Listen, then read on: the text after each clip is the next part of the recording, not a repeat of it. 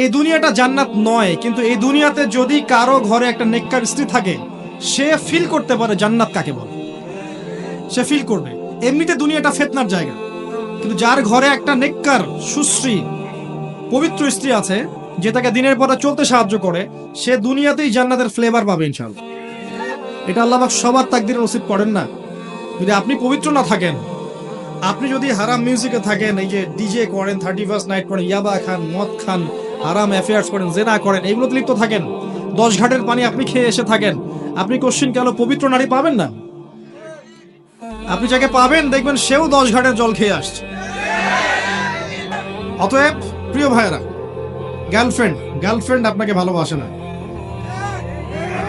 আপনার অবস্থানকে ভালোবাসে। এটা আমি বলেছি, একজন পোস্ট করেছে ফেসবুকে, সেখানে দেখলাম কিছু মেয়ে কমেন্ট করছে যে না, আমরা সত্যি ভালোবাসি। তো আসল বক্তব্য হচ্ছে, এটা তো অংশ গিয়েছে। আপনি বলেন যে, আমি এক সলিউশন বলেছিলাম, যদি দিনদার হয়, দেখেন দিনের বুঝ আছে, আপনার কথায় আনুগত্য করে, তার বাবাকে গিয়ে বিয়ের প্রস্তাব দেন। যদি রাজি হয়, মাশাআল্লাহ, বিয়ে করে ফেলেন, প্রেম করার দরকার নেই, বিয়ে করে ফেলেন। আসল প্রেম শুরু হবে বিয়ের পর ইনশাআল্লাহ।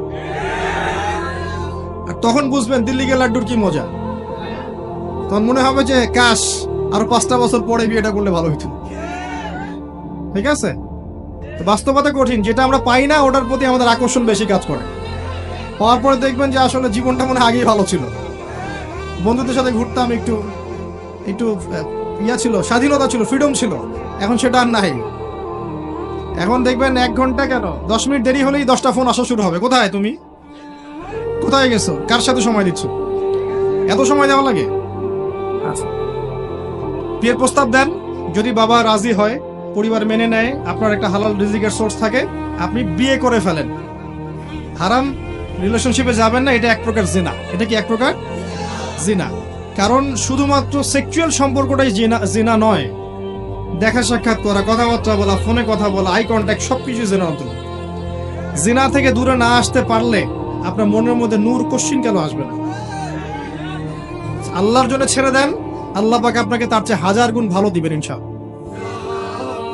ইনশাআল্লাহ তাআলা, বিশ্বাস রাখেন। তো পুরো বক্তব্যটা হচ্ছে যে, আপনি এতটুকু যদি বলতে পারেন, ঠিক আছে, আমি চিন্তা করেছি যে আমি বাবার সম্পত্তি আর নিব না, নিজের পায়ে দাঁড়াবো, কষ্ট করে আমি একটা জব খুঁজবো, হ্যাঁ, 5,000 টাকা স্যালারি হোক আর 10,000 টাকা স্যালারি হোক, কষ্ট করে আমি নিজের পায়ে দাঁড়িয়ে নিজে প্রতিষ্ঠিত হয়ে তোমাকে বিয়ে করবো ইনশাআল্লাহ। তারপর দেখেন আপনার সাথে থাকে কিনা, আপনার গার্লফ্রেন্ড আপনার সাথে থাকবে না। তো বাস্তবতা এরকম। আর এখনকার জেনারেশনের যে মেয়েদেরকে আপনারা মনে করছেন আপন, ভিতরে ওই ফেমিনিস্ট রেভলিউশনের ছোঁয়া আছে তার ভিতরে। তারা নিজেদেরকে পুরুষ মনে করে, তারা মনে করে যে আমাদের আর ওদের মাঝে কোনো পার্থক্য নাই। এই জিন্স এবং টি শার্ট জেনারেশনের কোনো মেয়েকে যদি বিয়ে করছেন, আমি লিখে দিতে পারবো আপনার জীবনটা জাহান্নাম হয়ে যাবে। এই ভুল করতে চান না। আর যদি এমন কোন বোরখাওয়ালির সাথে অ্যাফেয়ার্স থাকে, যার সাথে আপনি কফি খাচ্ছেন, বুঝবেন এই বোরখার নিচে প্রকৃত তাকওয়া নাই। যদি থাকতো তাহলে আপনার সাথে কফি খেতে আসতো না। একজন সচ্চরিত্রা মেয়ে কোশ্চিন কালেও আপনার সাথে ফোনে কথা বলবে না, আপনার চ্যাটের উত্তর দিবে না, এবং এমনকি আপনি যখন ফোন নাম্বার এক্সচেঞ্জ করছেন, রাতের বেলা নক দিচ্ছেন, সে রিপ্লাই করবে না। কখনো একটা সত্যিকারের মুত্তাকি মেয়ে এটা করতে পারে না। সহজ সমাধানে চলে যান প্রিয় ভাই। আল্লাহকে সন্তুষ্ট করতে হবে এবং যৌবন আল্লাহর জন্য বিলিয়ে দিতে হবে। এই জন্য আপনাকে নামাজি হতে হবে, পড়াশোনা করতে হবে, হালাল রিজিক খেতে হবে। হালাল রিজিকের ব্যবস্থা করার পরে মেয়ে যদি পছন্দ হয়, কোনো মেয়েকে পছন্দ করেন, তার বাবাকে বিয়ের প্রস্তাব দেন, তার মাকে বিয়ের প্রস্তাব দেন, সাহসিকতার সাথে কাজ করেন, সাহসের সাথে যান, মেয়ের হাত চান। যদি মাশাআল্লাহ মেনে নেয় আলহামদুলিল্লাহ, যদি না মেনে নেয় আপনি জোর করেন না, আপনি ফিরে আসেন। ফিরে এসে আল্লাহর কাছে ইস্তেখারা করেন, সিজদায় দোয়া করেন, আল্লাহকে বলেন, রব্বানা হাব লানা মিন আজওয়াজিনা ওয়া যুররিয়াতিনা কুররাতা আয়ুন ওয়াজআলনা লিল মুত্তাকিনা ইমামা। আল্লাহ আপনাকে এমন উৎস থেকে রিজিক দিবেন ইনশাআল্লাহ, আপনি কল্পনা করতে পারেন।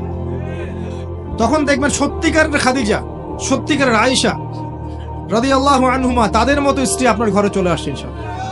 যখন আসবে তখন দেখবেন এই দুনিয়াটাতে আপনি জান্নাত পাবেন। এই দুনিয়াটা জান্নাত নয়, কিন্তু এই দুনিয়াতে যদি কারো ঘরে একটা নেককার স্ত্রী থাকে, সে ফিল করতে পারে জান্নাত কাকে বলে, সে ফিল করবে।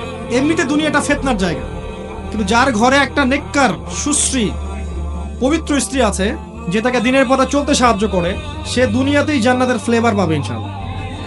এটা আল্লাহ পাক সবার তাকদিরে নসিব করেন না। যদি আপনি পবিত্র না থাকেন, আপনি যদি হারাম মিউজিকে থাকেন, এই যে ডিজে করেন, 31st নাইট করেন, ইয়াবা খান, মদ খান, হারাম অ্যাফেয়ার্স করেন, জেনা করেন, এগুলোতে লিপ্ত থাকেন, 10 ঘাটের পানি আপনি খেয়ে এসে থাকেন, আপনি কোশ্চিন কেন পবিত্র নারী পাবেন না? আপনি যাকে পাবেন দেখবেন সেও 10 ঘাটের জল খেয়ে আসছে। তখন কি হবে? তখন ফ্লাই করার আগেই, ল্যান্ড করার আগেই, টেক অফের পর ল্যান্ড, এর মধ্যে ডিভোর্স হয়ে গেছে। আল্লাহ পাক আপনাদেরকে বোঝার তৌফিক দান করুন যে আল্লাহ আপনাকে প্রকৃত অর্থে ভালোবাসেন। আর আল্লাহ পাক বলেছেন যে 1 ভাগ ভালোবাসা, মাত্র 1 ভাগ ভালোবাসা আমি পুরো সৃষ্টি জগতের মধ্যে দিয়েছি। 1 ভাগ ভালোবাসার জন্যে এই যে গরু গাভী তার বাচ্চার ওই যে ময়লা চেটে পরিষ্কার করে, 1 ভাগ ভালোবাসার জন্য। একটা পিকচার দেখেছিলাম যে একটা হরিণের বাচ্চাকে বাঘেরা ধাওয়া করছে, মা থেমে গেল, মা থেমে গিয়ে নিজের জীবনটা দিল, বাচ্চাটা চলে গেল। মাকে বাঘ 3 দিক থেকে ধরেছে, আর এই মা হরিণটা স্থির হয়ে দেখছে ওর বাচ্চা চলে যাচ্ছে, নিজের জীবন দিয়ে দিল, বাচ্চাকে সেভ করলো। এই 1 ভাগ ভালোবাসার ফল এগুলা। আর আল্লাহ পাক বাকি 99 ভাগ ভালোবাসা তার কাছে রেখেছেন আপনাকে ভালোবাসার জন্য।